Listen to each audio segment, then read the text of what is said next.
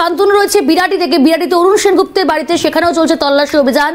শান্তনু, তুমি রয়েছো সেখানে, ইডি সূত্রে এখনো পর্যন্ত কি কি তথ্য সামনে আসছে? তোমাকেও একই প্রশ্ন রাখবো যে কোন সূত্র ধরে ইডি আধিকারিকেরা পৌঁছে গেলেন অরুণ সেনগুপ্তের বাড়িতেই তল্লাশি করতে?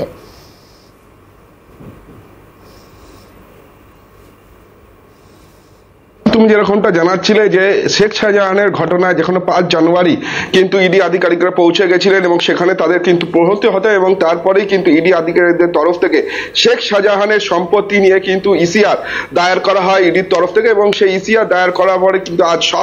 সাত সকালে কিন্তু ইডির হানা এবং শেখ শাহজাহান ঘনিষ্ঠ বিভিন্ন ব্যবসায়ীর বাড়িতে কিন্তু হানা দিচ্ছে। যেরকম হাওড়ায়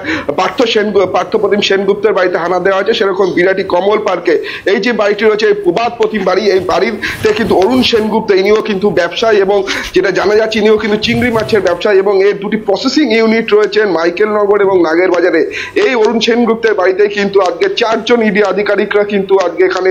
হানা দেয় এবং হানা দিয়ে কিন্তু এই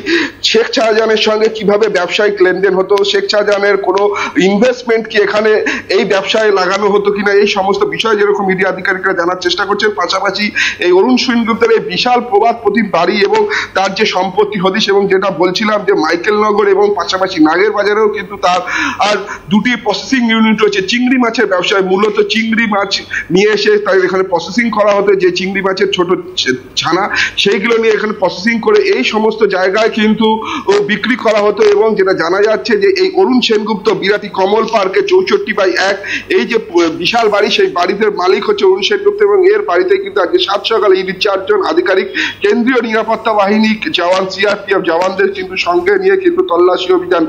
চালাচ্ছে এবং আজ সকালবেলা 7টা নাগাদ কিন্তু তারা এখানে এসে পৌঁছান এবং আসার পরে কিন্তু অরুণ সেনগুপ্তর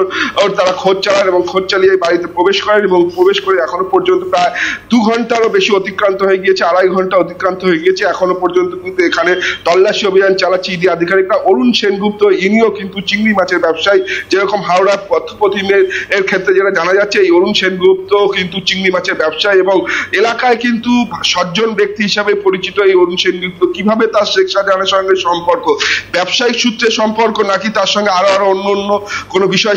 সম্পর্ক রয়েছে, এই সমস্ত বিষয় কিন্তু জানার চেষ্টা করছে ইডি আধিকারিকরা।